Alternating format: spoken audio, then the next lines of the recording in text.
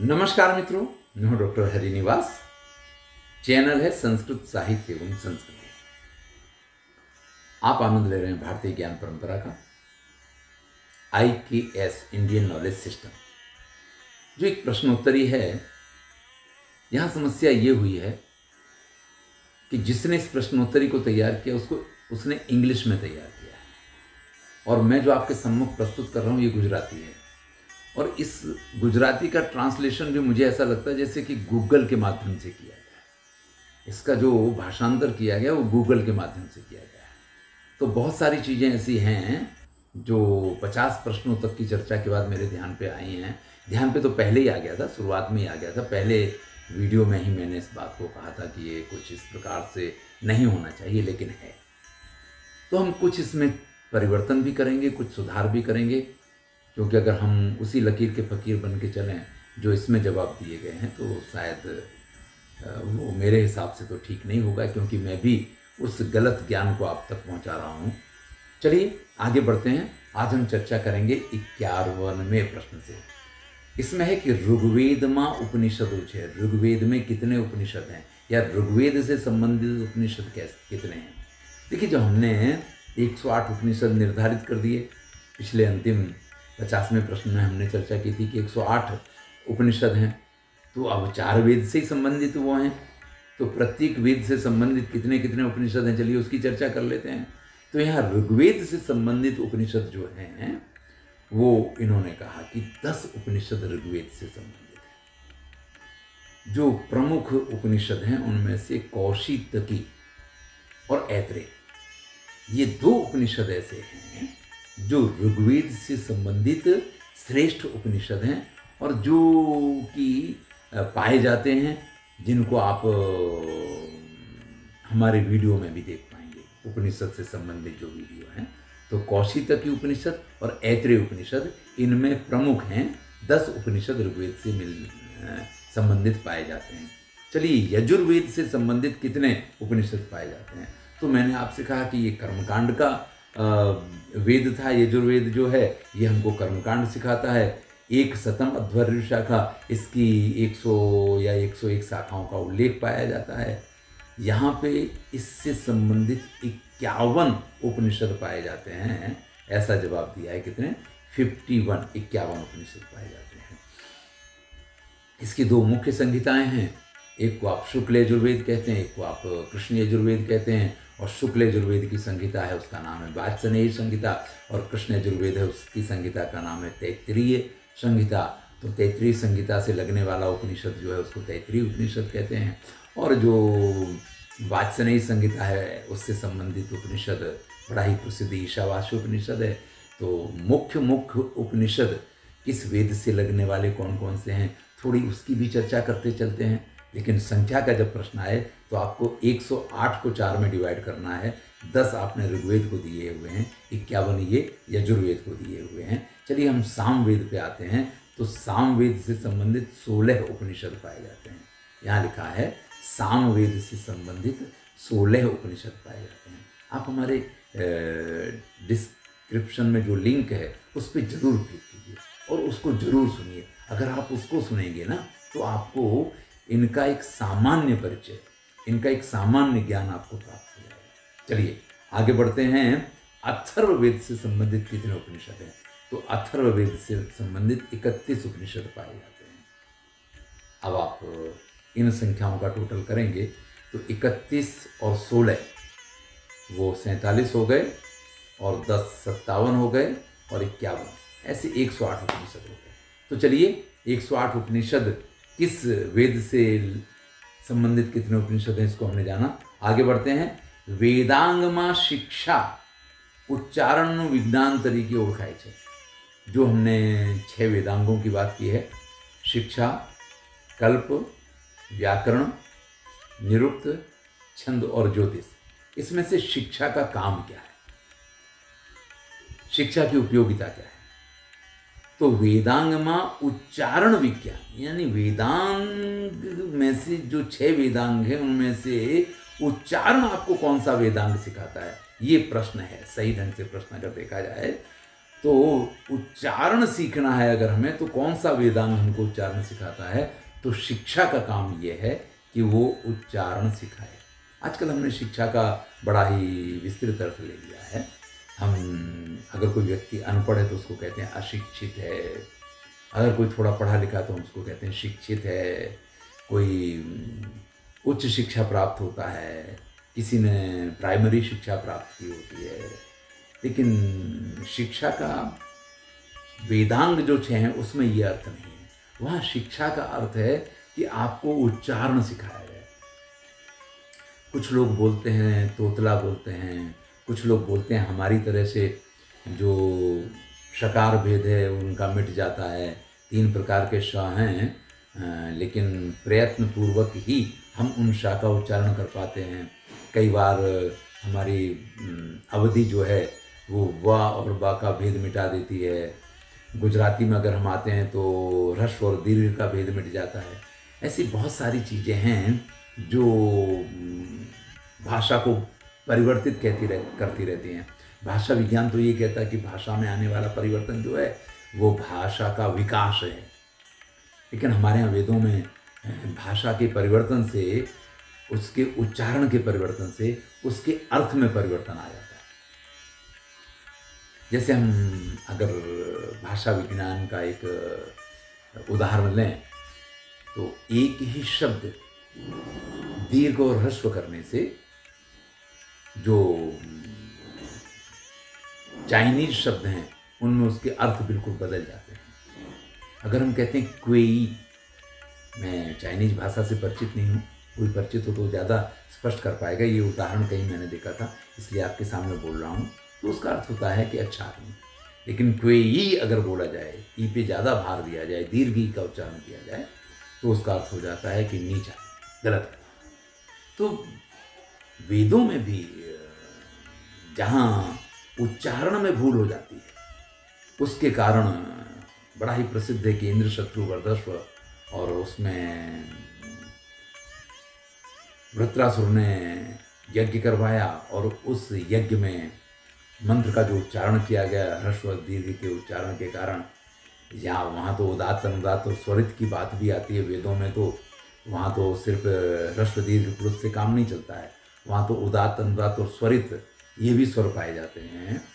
तो उसके अनुसार पूरे मंत्र का अर्थ बदल गया और जहाँ पे हमें इंद्र को मारना था वहाँ इंद्र बलवान हो गया। इस प्रकार के उल्लेख वेदों में पाए जाते हैं। तो वेदों में शिक्षा का बड़ा ही महत्व था, क्योंकि यहाँ मंत्रों के उच्चारण में आप किसी भी प्रकार की भूल अगर करते हैं तो वो मंत्र के अर्थ को बदल दिया करते और उसके कारण उसके सारे परिणाम बदल जाते। इसलिए ये शिक्षा रूपी वेदांग का वहाँ पे उपयोग होता था और वो आपको वर्ण उच्चारण की योग्य शिक्षा दिया करते थे। चलिए, शिक्षा के बाद हम बात करते हैं वेदांग में व्याकरण ना नियमों तरीके ओळखाय छे। देखिए, वेदांग में जो व्याकरण है, वैसे तो वेदों के व्याकरण को व्याकरण नहीं कहा जाता है, लेकिन वेदांग में एक व्याकरण शब्द का प्रयोग हुआ है। तो व्याकरण का काम क्या है? भाषा का नियमन करना। देखिए, शिक्षा का काम था उच्चारण का नियमन करना, आपको उच्चारण सिखाता है शिक्षा, और व्याकरण आपको भाषा सिखाता है। दोनों में अंतर है, क्योंकि बोलना अलग चीज़ है और भाषा अलग चीज़ है। हम बोलते हैं, भाषा को ही बोलते हैं, लेकिन होता क्या है कि व्याकरणिक नियमों के बाद भी बोलने में जो अशुद्धियाँ होती हैं वो शिक्षा से हम सीखते हैं, लेकिन लिखने में या भाषा में ही अशुद्धि ना हो, ये काम है व्याकरण का। वेदों से लगते हुए जो व्याकरणिक ग्रंथ हैं उनको हम प्रातिशाख्य कहते हैं। ये याद रखिएगा, एक नई चीज आपको, मतलब जो नए विद्यार्थी हैं उनके लिए जानकारी है कि वेदों से संबंधित व्याकरण के ग्रंथों को प्रातिशाख्य कहा जाता है। लेकिन वेदों में व्याकरण जो वेदांग है वो हमें क्या नियम सिखाता है? भाषा के नियमन के सिद्धांत सिखाता है। चलिए हम आगे बढ़ते हैं। वेदांग में व्युत्पत्ति शास्त्रનું लक्षण निरुक्त तरीके ओळखाय छे। यानी व्याकरण में जो शब्द हैं उनकी व्युत्पत्ति कैसे हुई है। भाषा में हम शब्दों का प्रयोग तो करते हैं, लेकिन देवता को देवता क्यों कहा जाता है, गाय को गाय क्यों कहा जाता है, आजकल हम इन विषयों पे कोई विचार ही नहीं करते। मम्मी पापा ने कहा था कि ये गाय है, तो हम बड़े हो गए, हमें पता चल गया ये गाय है, इसको क्या कहना, गाय कहना है। हमने तो सीख ही लिया था, हमने अपने बच्चों को भी सिखा दिया कि ये गाय है। अगर बच्चा ये सवाल कर दे कि ये गाय क्यों है, तो इसका जवाब हमारे पास नहीं है। बच्चा अगर ये कह दे कि इसको भैंस क्यों कहा जाता है, ये भैंस क्यों है, तो इसका जवाब हमारे पास नहीं है, क्योंकि हमने व्युत्पत्ति शास्त्र निरुक्त को नहीं पढ़ा। निरुक्त जो है वो जो भी शब्द हैं उन शब्दों का निर्वचन करता है और हमें बताता है कि ये शब्द किस धातु से, किस प्रत्यय से और किस कारण इस अर्थ को व्यक्त करने वाला बना है। तो यहां है कि वेदांग में से जो निरुक्त वेदांग है वो क्या करता है, व्युत्पत्ति शास्त्र के लक्षण, यानी कोई शब्द है वो कैसे बना, उसकी व्युत्पत्ति क्या है, उसका निर्वचन क्या है, उसका निगमन क्या है, ये सारी चीजें हमें कौन सिखाता है, ये हमको निरुक्त शास्त्र सिखाता है। तो वेदांग में से हमने शिक्षा की बात की, व्याकरण की बात की, निरुक्त की बात की। चलिए हम आगे चलते हैं। वेदांग में से जो कल्प नाम का वेदांग है वो रोजिंदी मार्गदर्शिका तरीके गणी शकाय जे जीवनना तमाम पासाओने लगती सूचनाओं दिशाओं प्रदान करे। देखिए कल्प नाम का एक वेदांग है, चौथा वेदांग। शिक्षा की बात की तो जब बोलते हैं तो शिक्षा, कल्प, व्याकरण, निरुक्त, छंद, ज्योतिष बोल लेते हैं, लेकिन हमने अभी तक शिक्षा के बारे में जाना, हमने व्याकरण के बारे में जाना, हमने निरुक्त के बारे में जाना। चलिए अब हम कल्प की चर्चा करते हैं। यहाँ जो कुछ कहा गया है वो तो एक बात है, लेकिन मैं कल्प के बारे में आपको बता दूं कि कल्प ग्रंथ जो हैं उनके 4 भाग, जो कल्प सूत्र हैं उनके 4 भाग हैं। एक को हम बोलते हैं स्रोत सूत्र। स्रोत सूत्र ये पार्ट ऑफ कल्प है, जो कल्प होते हैं उन्हीं के भाग हैं। स्रोत सूत्र में हमें यज्ञ याद आती। देखिए रोजिंदा जीवन है ये, आज की तरह रोजिंदा जीवन आज तो क्या बन गया है कि भैया सुबह सो के उठना है, नहा धो के तैयार होना है, जो नौकरी करते हैं उनको अपनी नौकरी के लिए जाना है, जो नौकरी नहीं करते उनको नौकरी ढूंढने के लिए जाना है। यानी पहले किसान खेती करता था तो खेती करके संतुष्ट हो जाता था, आज ये स्थिति नहीं है। आज किसान कहता है कि मैंने फसल बो दी है, फसल 3 महीने बाद तैयार होगी, बीच में 2 महीने का मेरे पास टाइम है, और बीच में अगर एक बार मुझे कुछ उसकी साफ सफाई करनी है, 2 बार उसकी साफ सफाई करनी, खाद वाद लगानी है, तो वो तो मेरे लिए 1-2 दिन का काम है। बाकी का समय मैं क्या करूं, चलो मैं शहर चलता हूं, मैं थोड़े दिन कुछ नौकरी करके आ जाऊंगा, नौकरी इतने दिन के हिसाब से नहीं मिलती, ठीक है मैं रोज की मजूरी करके आ जाऊंगा। अरे किसान जो राजा हुआ करता था वो मजूर बन गया। चलिए ये आज की हमारी जीवन की जो परंपरा है, जो लाइफ है, ये पार्ट ऑफ उसका है, क्योंकि हमने पैसे को अपना लक्ष्य बना लिया है। पैसा हमारे जीवन की जरूरत है, जीवन के लिए पैसा जरूरी है, नहीं कि पैसे के लिए जीवन जरूरी है। हमने ऐसा कर दिया कि हमारा पूरा जीवन पैसा कमाने में चला जाता है और हम उस पैसे का उपयोग तो कर ही नहीं पाते हैं। हम अपने विषय पे आते हैं। कल्प सूत्र जो हैं उनका पहला भाग है, अगर हम यहाँ लिखें तो चलिए हम आपको लिख के बताएं, इसका नाम है स्रोत सूत्र। स्रोत सूत्र जो हुआ करते थे, इन स्रोत सूत्रों का काम था कि आपको यज्ञ कर्मकांड वगैरह के बारे में सिखाएं। नित्य प्रति हमारे यहाँ पंच अग्नि और पंच अग्नि के हिसाब से पंच यज्ञ, ये सारी नित्य की क्रियाएं हुआ करती थी हमारी। तो जो नित्य क्रियाएं हैं, नित्य होने वाले जो यज्ञ याग आदि हैं, जो नित्य करने वाले कर्मकांड हैं, वो हमें स्रोत सूत्रों के माध्यम से जाने। इसलिए यहाँ पे कहा गया है कि रोजिंदी मार्गदर्शिका, यानी जीवन में नित्य प्रति हमें जो करना है उसका मार्गदर्शन ये कल्प ग्रंथ करते हैं। चलिए इसका एक भाग हुआ स्रोत सूत्र, दूसरा भाग है ग्रह्य सूत्र। दूसरे भाग का नाम है ग्रह्य सूत्र।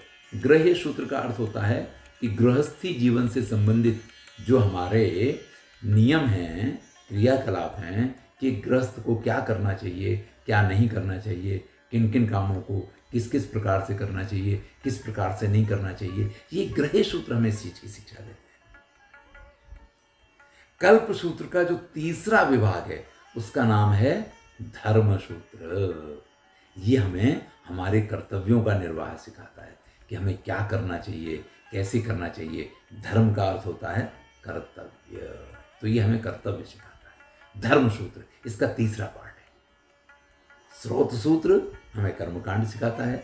ग्रह सूत्र गृहस्थों के जीवन से संबंधित जो हमारे कुछ संस्कार हैं वो किस प्रकार से होने चाहिए, क्या नहीं होने चाहिए, जीवन में क्या करना चाहिए, क्या नहीं करना चाहिए। और फिर धर्म सूत्र हमें उस बात की शिक्षा देते हैं। और इसका चौथा जो भाग है उसका नाम है शुल्व सूत्र। शुल्व सूत्र ये हमें कुछ खगोलीय, कुछ ज्योतिषीय, कुछ इस प्रकार का ज्ञान देते हैं। क्योंकि जीवन जो है वो सिर्फ जी लेने भर से तो नहीं होगा ना। हम जिस आकाश के नीचे रहते हैं हमें उसकी स्थितियों को भी जानना पड़ेगा। तो ये चौथे प्रकार के जो सूत्र हैं उनको शुल्व सूत्र कहते हैं। चलिए, आपने कल्प के बारे में यहाँ जान लिया, तो वेदांग में जो हमारी रोजिंदी जीवन की मार्गदर्शिका है वो हमें किसके द्वारा प्राप्त होती है?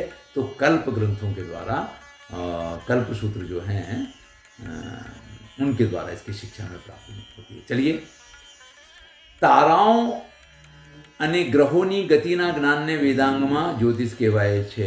हम ऐसे कह सकते हैं, यानी वेदों से संबंधित अगर हमें उसके काल की बात करनी है, नक्षत्रों की बात करनी, कोई गणना करनी है, तो उसमें हमें मदद करते हैं ज्योतिष ग्रंथ। चलिए, भारतीय तत्व ज्ञान ने प्रणाली में वर्गीकृत કરી શકાય છે। यानी भारतीय तत्व ज्ञान जो है, यहाँ जरा गड़बड़ की है उन्होंने, तत्व ज्ञान को एक साथ रखना चाहिए था, तत्व और ज्ञान अलग कर दिया है। यानी भारतीय जो तत्व ज्ञान है उसको हम कितने वर्गों में बांट सकते हैं? तो यहाँ ऑप्शन दिए हैं वैदिक, अवैदिक, फिर कहते हैं बनने ए और बी, और ऊपर में से कोई नहीं। तो सीधा सा जवाब है कि हमारी ज्ञान परंपरा दो रूपों में पाई जाती है। एक वैदिक स्वरूप है उसका, एक अवैदिक स्वरूप है। तो इसका जवाब होगा बनने, यानी ऊपर वाले दोनों, वैदिक और अवैदिक दोनों। चलिए, हम यहाँ पे हमने 60 प्रश्न पूरे कर लिए। तो इससे आगे की चर्चा अगले वीडियो में, यानी अगले प्रश्नों की चर्चा हम अगले वीडियो में करेंगे। धन्यवाद।